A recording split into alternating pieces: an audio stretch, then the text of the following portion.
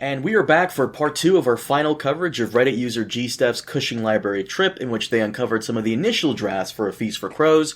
Now, Preston, the next character mentioned in the post that you wanted to cover was Cersei. What's going on there? So Cersei, most of Cersei is the same. There's a couple big things, but most of Cersei was actually the same, except for some kind of like language rewrites. But one of the things is, Cersei 4, my favorite chapter, is her small council. And one of the interesting things about, they're talking about an alliance with the Ironborn, because they're discussing how Roose Bolton is going to get his forces north in order to retake the north. And so, as we know, in the real published book, Ramsay comes down and uses Theon to open up Moat Cailin. But there was discussion in this previous draft of using small fishing boats from the Vale, like a whole ragtag fleet, to ferry Freys up north. And now this is relevant because Pycelle questions whether that's a safe idea. As always, Pycelle in Cersei chapters, he's the voice of reason. Right. And so like Pycelle being the one who's like the only not idiot at the small council, or at least the not nefarious and not idiot character is like, wait a minute, like what about Stannis's like cell sales? Like, couldn't they come down and just like totally slaughter the force? And they kind of, everybody kind of dismisses it and ignores Pycelle. But of course, what we do know in the book is that Manderley has built a fleet in A Clash of Kings. That's this Chekhov's gun, the Umber Manderley fleet that Robb ordered him to build in A Clash of Kings, that we have not yet seen, that we kind of know is lurking in the plot, would be there instead, because Pycelle is saying can't Stannis' cell sales like come down and attack, but what he doesn't know is that Stannis' cell sales have abandoned him. Salladhor Saan abandoned Stannis, and so it's not that fleet would come down and slaughter the Freys, but the Manderley fleet would. And so we still have that Manderley Frey rivalry, but originally George's idea was clearly that the Manderleys were going to come out and defeat the Freys at sea. But then all that was, scrapped. And the Freys followed Roose Bolton up by land and are, at Winterfell, and we have the whole, interaction and rivalry in the snowstorm, and all of that comes to be. But it's interesting that it was rather clear that George originally had this idea that he was going to use the Chekhov's gun of the Manderley fleet. He was going to use the rivalry, have the slaughter of Freys be done while they're in a bunch of like ragtag fishing vessels. Well, if you're someone who hates the Freys, then that sounds like a great addition, but I kind of like what we got instead with the tense confrontation between them and Manderley and Winterfell, and him coming in with one of the best line in the series. Had he lived, he would have grown up to be a Frey, so I'll take this. And what I also think is better about the way George did it now is Manderley is hell bent on revenge, and it's self-destructive to him and other Manderleys. And I think that's a better theme than, yeah, we're going to kill those Freys and get them back, and then just kill the Freys and get them back. No, it's like you've got to, the idea is that vengeance is consuming, and Manderley doesn't come out of any of this unscathed in the published book. He's nearly dead, lying on the floor when we last see him. So yeah,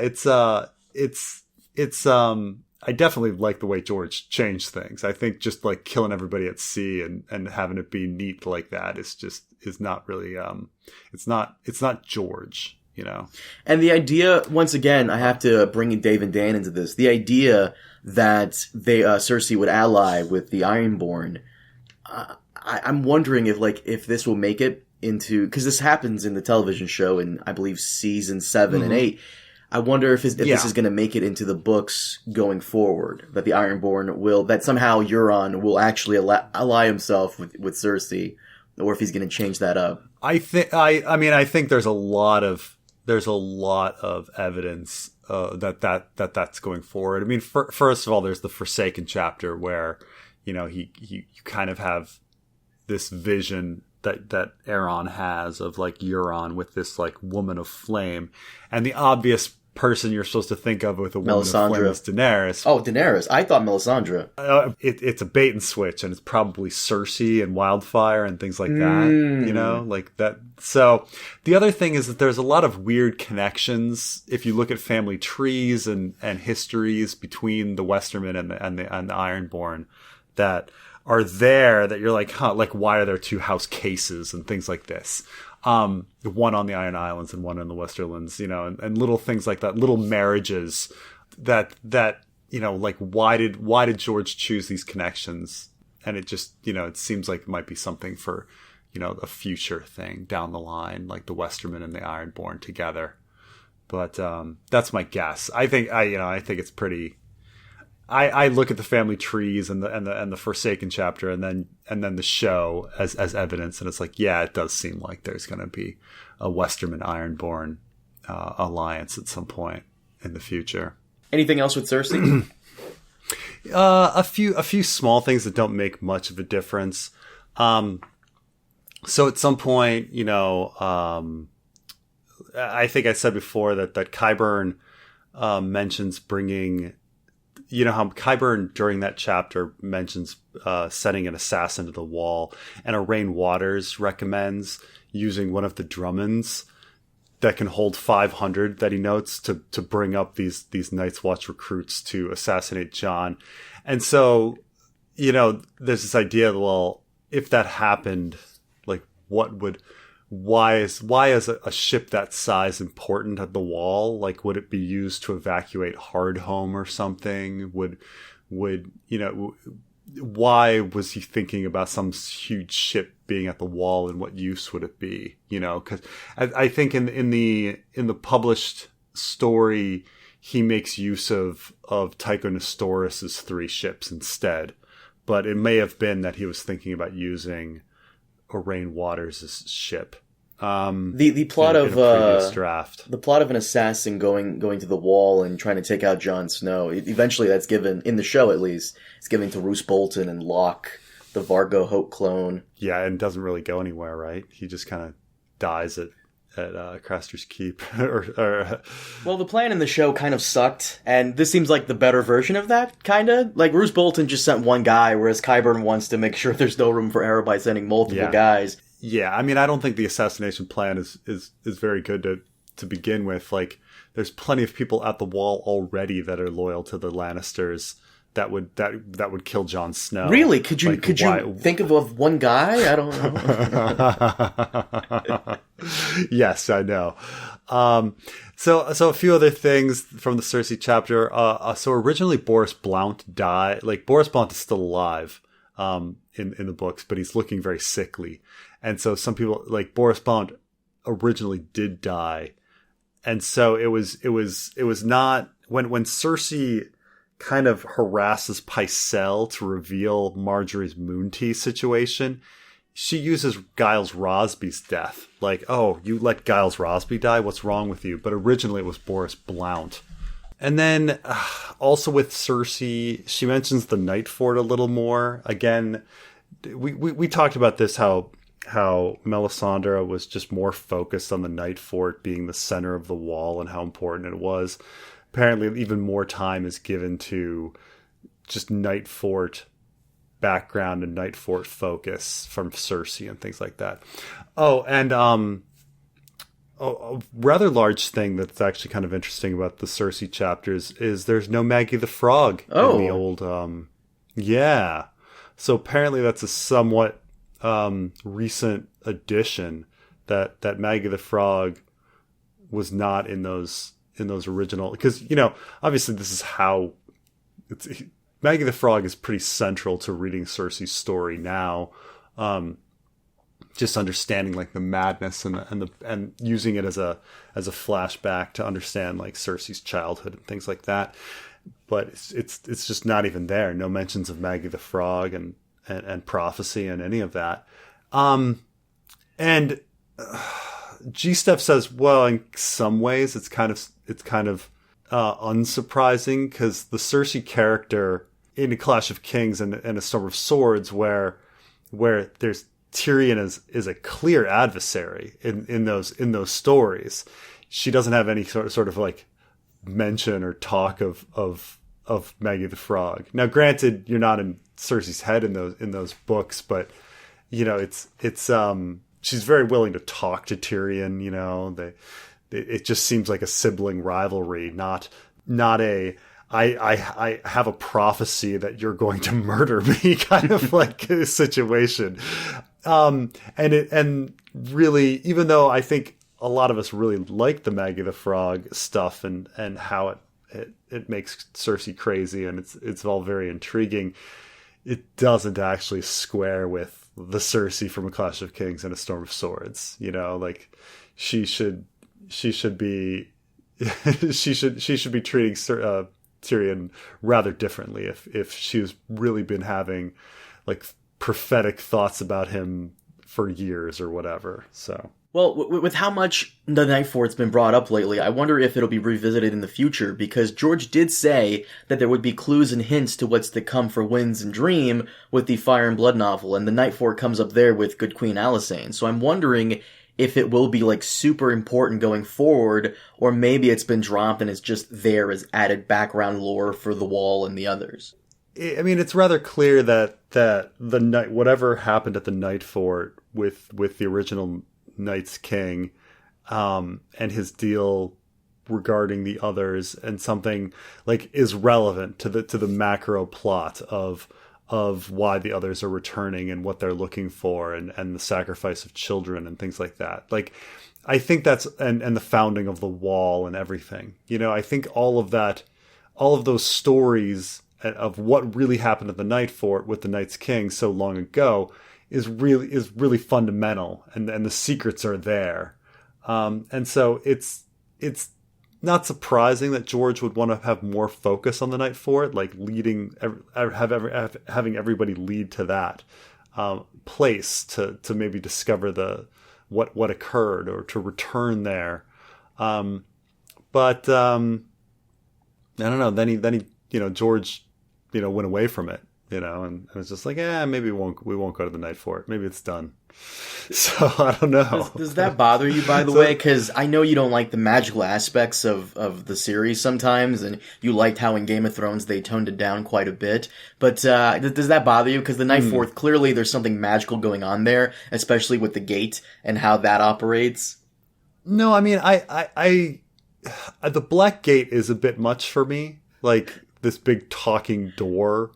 Because even if it's, robotic or whatever, it's set up such a weird way. Like, why would, like, if it's sci-fi, why would anyone set up a door, like a big talking mouth and have it based on like the Night's Watch vow? And if it's fantasy, it's just like so magical and weird and inexplicable. Like, why would you set up anything like that? It like, practically speaking, why would someone do that? So, I don't know. I don't know. I think George just kind of did it in the sense that a big mouth like seems creepy, and that you're walking in and being physically consumed, and that's a creepy image. I don't know if he really put the thought into why anyone would actually do that. I mean, maybe the best explanation I have is that like, oh, these primitive religious people who worshipped the old gods would bring in their babies and think this was some sort of like god and want to sacrifice their child to it or something. But the only way you open it is through the vows of the Night's Watch, and the Night's Watch was constructed specifically to keep out the others. So how does that make any? But then you're giving then you're giving babies to the others, because the babies just pop out on the other side. So the Night's Watch is like complicit in the sacrificing of children and things like this. I mean, I've done videos on this and have riddled out what I think is going on, and the only explanation that makes sense to me is that the Night's Watch was complicit in child sacrifice, but just as they're complicit with Craster's Keep. But what never really made sense to me was why anyone would construct it that way logically. Like if you were actually sitting in creating a situation where you needed to, give, children to the others periodically as part of some sort of deal, like how would that really involve building a massive wall and a night fort with a gate that talks based on the Night's Watch vows? It's really just kind of out there, so I don't know. Reminds me of the talking lion's head or the tiger's head from Aladdin, where its mouth opens and you go down into the... Right, who was the engineer on that? Why did they construct it? What are the blueprints? Like, did they sit around and be like, okay, what's the best way to trick people into giving up their babies? I know, a talking door. Oh, really? Tell me more. Do you have blueprints on that? I do. Okay. We're able to do that, but we need to trick people into giving up their babies. But at the same time, clearly we don't have enough power to just force people to give their babies over, but we do have enough power to construct a massive wall that's 800 feet high that goes on for hundreds and hundreds of miles. Certain things just don't square, but it's a fantasy story. What are we going to do? What are you going to do?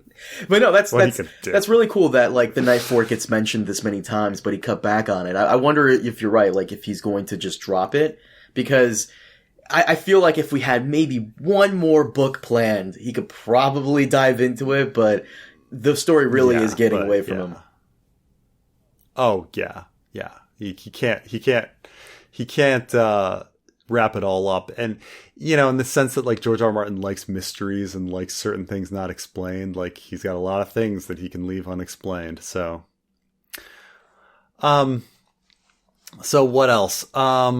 So that's about it for Cersei.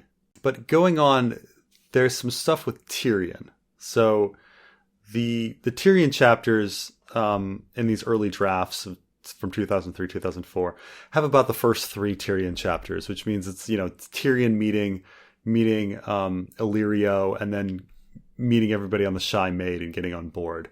And one of the things that is introduced when Tyrion first gets on the Shy Maid, and he sits down with a history lesson with Haldon Halfmaester and young Griff, and this is used for a lot of exposition. And actually, if you go in here and read these pages that gsteff took pictures of, they're not well written. It's just a lot of exposition, but Haldon asks Aegon to give him a history of the Band of Nine. That is Meleys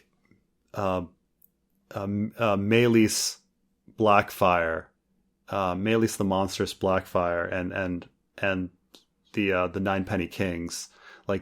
Give a history of how what happened there.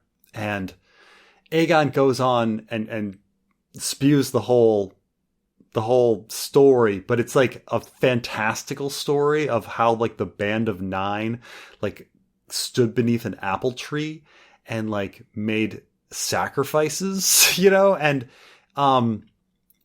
made a pact, and the reason that Meleys is called the monstrous is that he sacrificed his own son beneath the tree.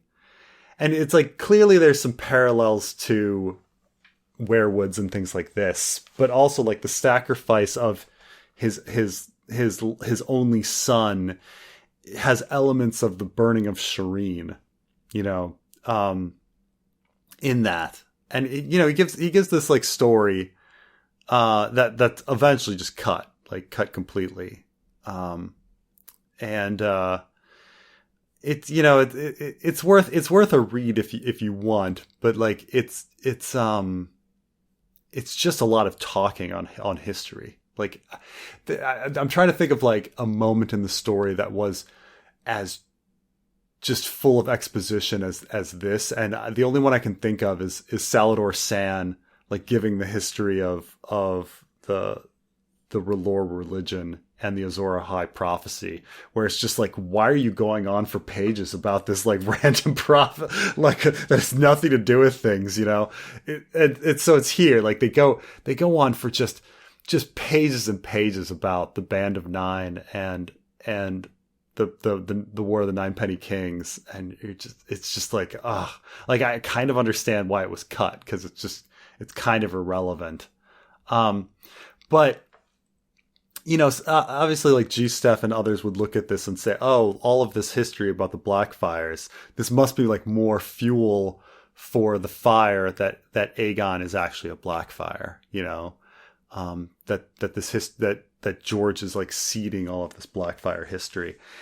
And although I agree that you're definitely supposed to like think that, at the same time, like in this conversation with Haldon and Aegon, it's very clear that they don't think Aegon is a Blackfyre, you know, like they're called like the Blackfyre pretenders and like, and things like that. And they're not seen as, you know, they're not being portrayed as the heroes at all, you know? So, you know, all of this was eventually trimmed down to essentially just Illyrio mentioning that the male line of the Blackfyres like ended with Meleys, and you know that's one of the only things kind of left, you know, from that. But yeah, this Band of Nine story, which goes on for just many pages, is just kind of ridiculous. So my theory is that like. In this chapter, one thing they get very direct, and they're like, "Oh, what Meleys lacked was legitimacy." Like you know what when people talk about legitimacy, it's really you're harking back to the Varys discussion about where does power reside. And well, power resides where men think it resides, which is the same thing as legitimacy. Like when everybody agrees and thinks that something is true, it becomes true. That's what, you know, legitimacy is essentially. And so I think Varys' plan is to take somebody who may or may not be Rhaegar's son, who may or may not be a Blackfyre, who may not be Illyrio's son. It doesn't matter. But if you tell each person that it's that person, you know, then you can, if you tell a different lie to each person, they're going to all be getting behind the same character. And I think that's more what's going on, that it's not that Aegon is a Blackfyre, but he's telling the Blackfyre, the people that would support Blackfyres, that he's a Blackfyre. And he's telling the people that would support him because he's Rhaegar's son, that he's Rhaegar's son. You know, that it's a different story for a different type of supporter. And that's why I think it's important. I don't think he's actually a Blackfyre. I don't think it's maybe will ever be revealed or if it's even that important. It's just that I believe that that's one of the lies that Varys is going to be telling people.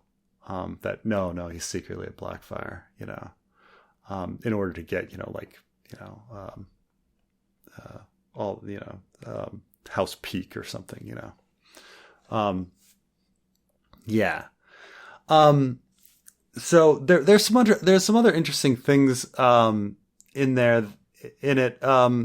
So some people remember that George, back before A Dance with Dragons was published, George had read a sample chapter at a con, and he read Tyrion 2. And in that version of Tyrion 2, Tyrion overhears Illyrio speaking with Haldon, and they mention the words queen, dragon, and sword. And everyone kind of thinks like, oh, the sword must be Blackfyre, you know, which probably, you know. And so this is in these earlier drafts. And so it's like, there's a lot more things that are a little more obvious that yes, that Aegon, that young Griff is going to have Blackfyre. that he mentioned sword, and it's like, well, what's so important? What sword could be important that Halden and Illyrio would be talking about it? And it's like, well, I mean, what sword is important to a king? Well, Blackfyre is, what else could it be? Like, I mean, Dawn, like what other sword could it be? Like, yeah. Also interesting is that there is a line in which people are talking about the Blackfyres, and they say that the Blackfyres owned 3 treasures. One of the greatest treasure was a clutch of dragon eggs, which now if you think like, okay, the Blackfyres had a clutch of dragon eggs, and then originally maybe that clutch of dragon eggs is Daenerys's clutch, and that's how Illyrio gets a hold of it. Would be interesting. Now this seems to perhaps be retcon to Alyssa Farman's eggs, but again, like, could they be both in the same? But then a second treasure of the 3 would probably be Blackfyre, the sword, and then the third treasure is just kind of a mystery. We don't know what the third treasure would be. Something that George maybe hasn't thought of yet. Could it be? Even if you're going to say like, okay, what's as important as Blackfyre and a clutch of dragon eggs?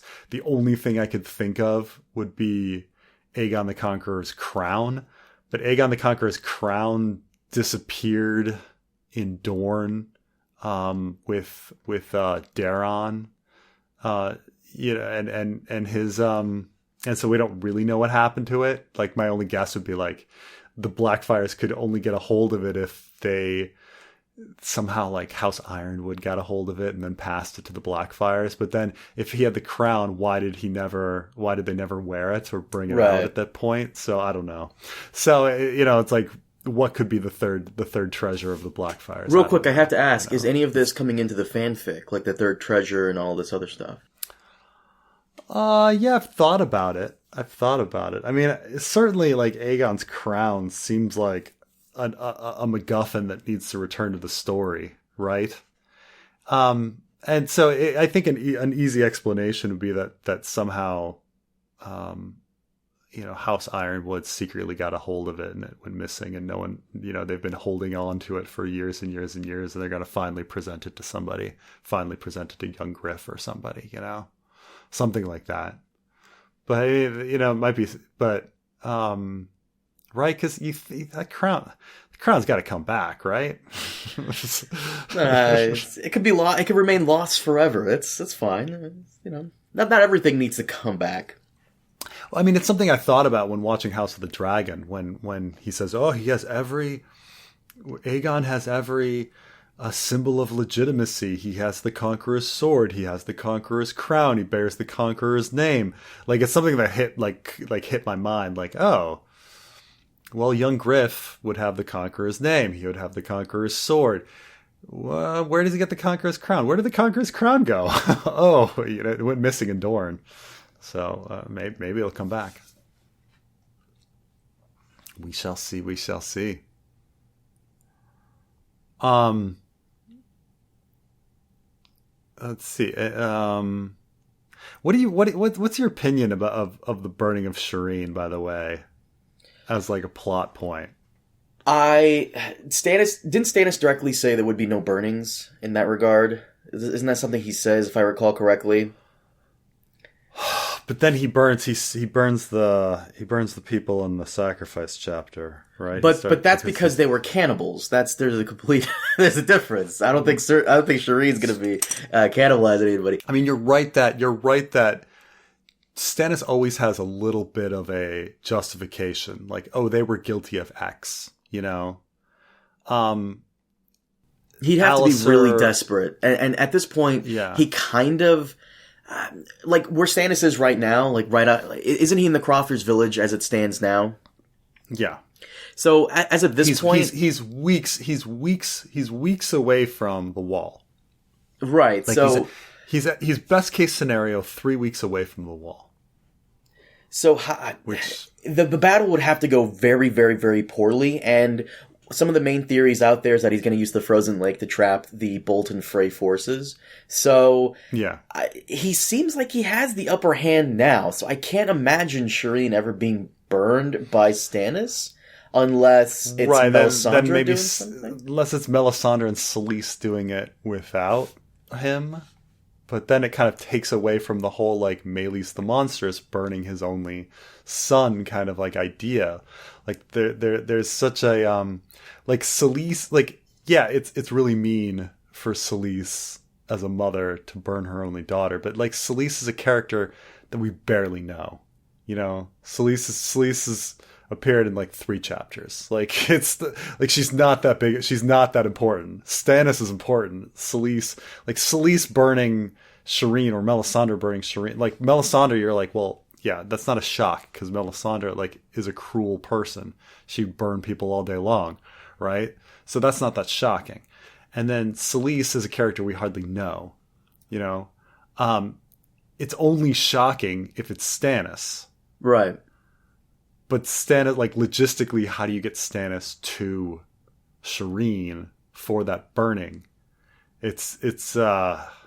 Yeah. Like I said, as of right now, he can have the upper hand. He can. There's a theory about the night lamp where Stannis, it's a maneuver he used on when he was master of ships to lure the Bolton Frey forces over the lake and have it collapse, and you know, something has to go down to where he loses so much but somehow survives to make it back to the wall to order and, you know, be cool with that burning to somehow turn the tide. Unless they're going to get Shireen from the wall and bring her to Stannis' camp somehow. Once again, like, you're right. Logistically, it doesn't make much sense as to how he could be involved. So if they are gonna burn Shireen, it has to be also thematically it should be happening at the Night Fort, right? If he's going to be the Night's King, like sacrificing his children to the others, like sacrificing his children, like thematically everybody needs to go to the Night Fort, which hasn't even been restored yet. Like, he needs to get there, and he has to have a reason to sacrifice Shireen there. I don't know. I mean, it seems like this was what George planned. Like, he's got a lot of foreshadowing for it. You know, this Meleys the monstrous thing. He specifically told D&D that Shireen was going to get burned.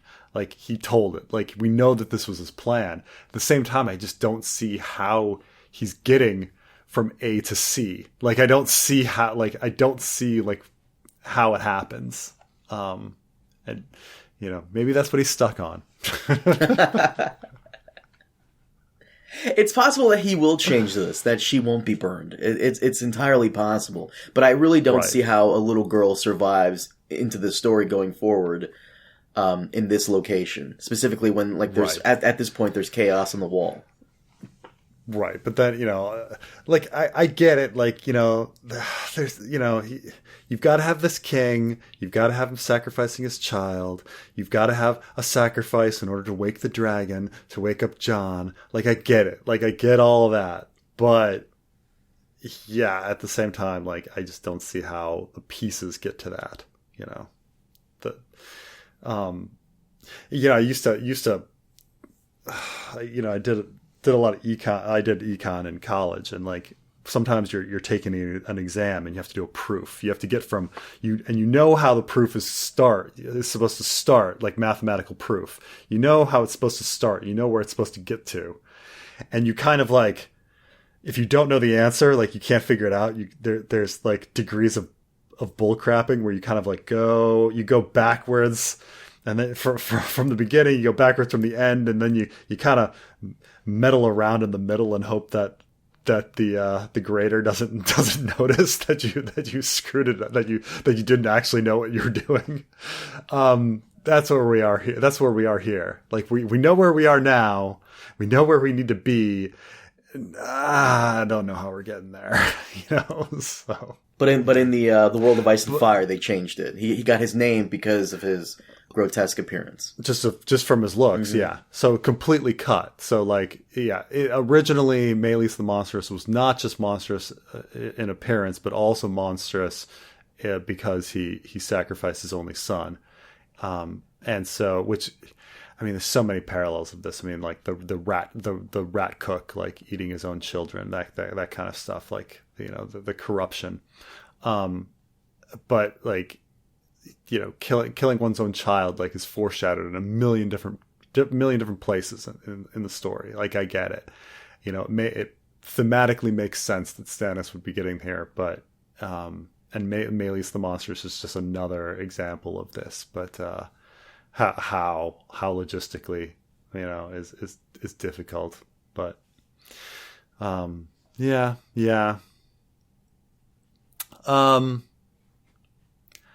Let's see. I'm trying to think of anything that's pretty much the Tyrion stuff. The Tyrion stuff was mainly about that edition of Meleys the Monstrous.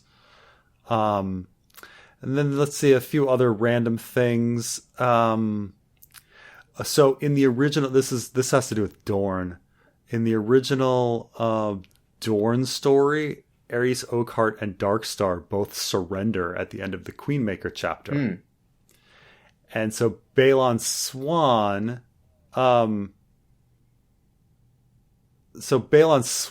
is arriving, and so rather than Arianne trying to convince the cut girl to lie and say that Darkstar did things, they have to convince Aerys Oakheart to lie about the queen making plot to Balon Swan, in order to not have the whole thing come out, and that's it. And Arianne's response to, like, trying to convince Aerys is, it might require more fucking, as what he's supposed to do, and clearly this, I don't know, it wasn't as strong. And so there was supposed to, in his notes, George's notes, there was actually supposed to be a second Aerys Oakheart chapter. But this was all canceled, and we only have one Aerys Oakheart chapter. And obviously, Aerys Oakheart dies in the Queenmaker chapter, and everything is completely different. But originally he and Darkstar are both, like, captured and surrender. So interesting enough. Some other things with Arya. In the original Arya story, she doesn't go blind. They go straight from Cat of the Canals to planning the House of Black and White meeting from the Ugly Little Girl, and her getting her assignments, and they didn't have the blinding. The blinding of Arya is just a parallel, a redo of the Bran story, of him being locked in the crypts of, well, it's twice, like, Bran put into a coma, and then he's also, like, locked in the crypts underneath Winterfell, and so it's like in the darkness his third eye opens, so, like, they blind her, and we know what happens. Her abilities awaken, and so she that's about it. But I can see how it was just easily added in there. Maybe George needed some filler. Maybe he wanted her to wake up, and have more warging abilities. But it does, now that looking back at, it does seem a little. It's a chapter that probably could have been cut. Her going blind, and blind Beth. I guess she just listens to a lot of politics and stuff, right? Makes it more interesting, I guess. What else? Yeah.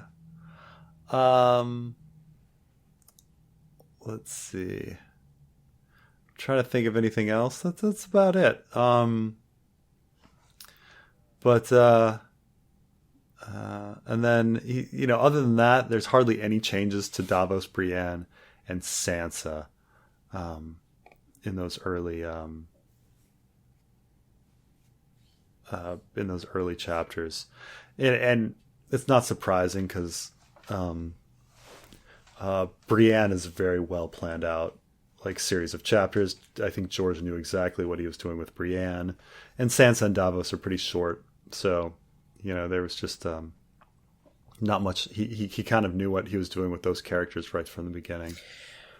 And that's mostly it? Yeah, that's mostly it.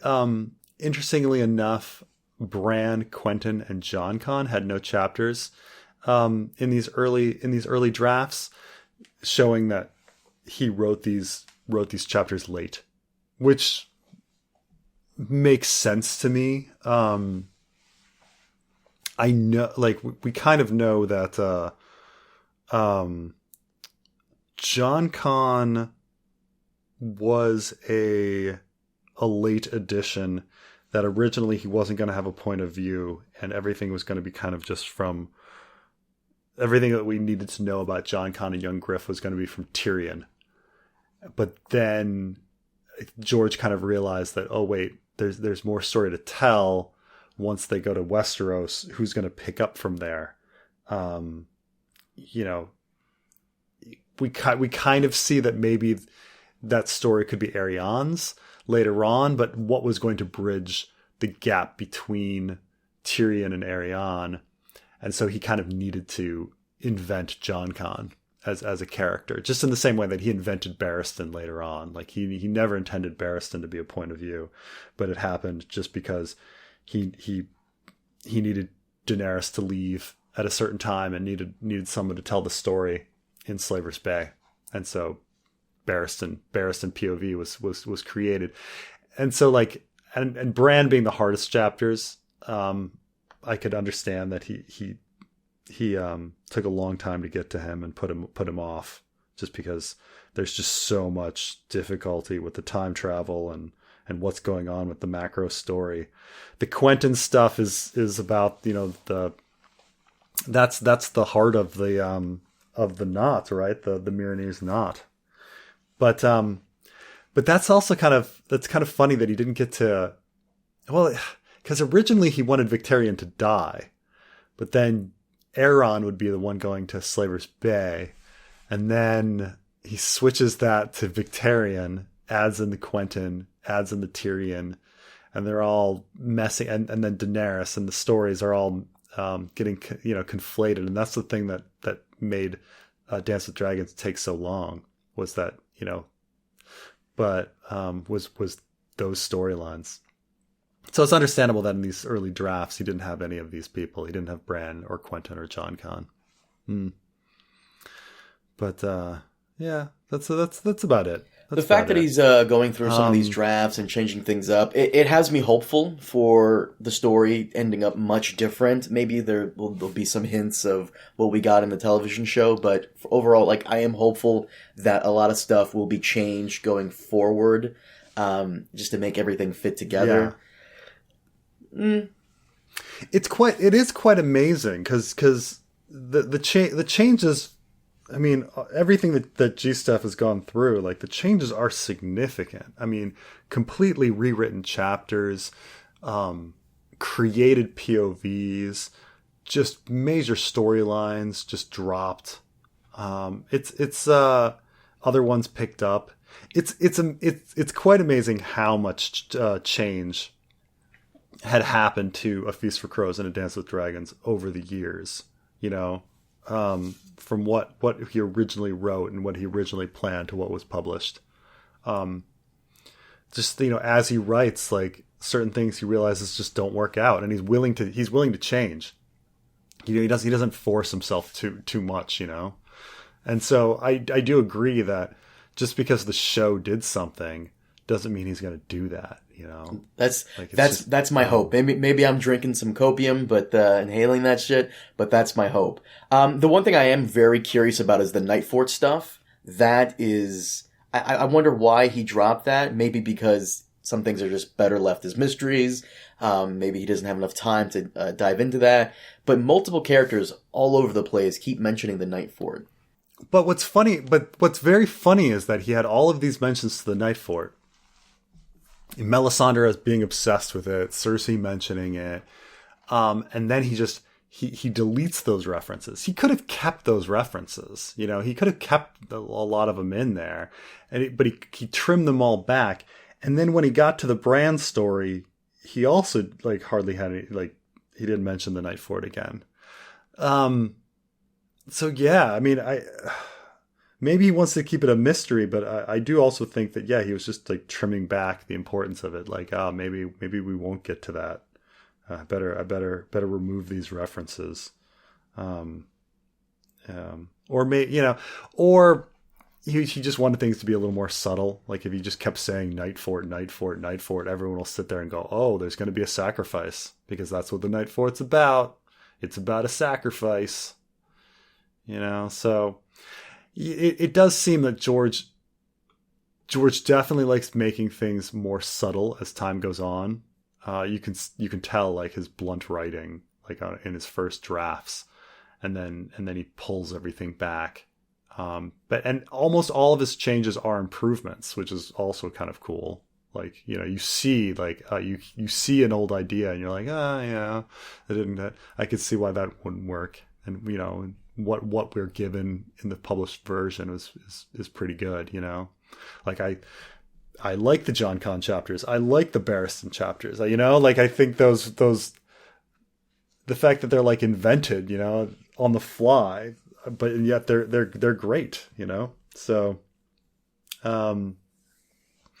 yeah, I can't see how a published Winds of Winter would be anything like Game of Thrones. I just don't see how. The only way I can see how it would be Victarion allying himself with Daenerys.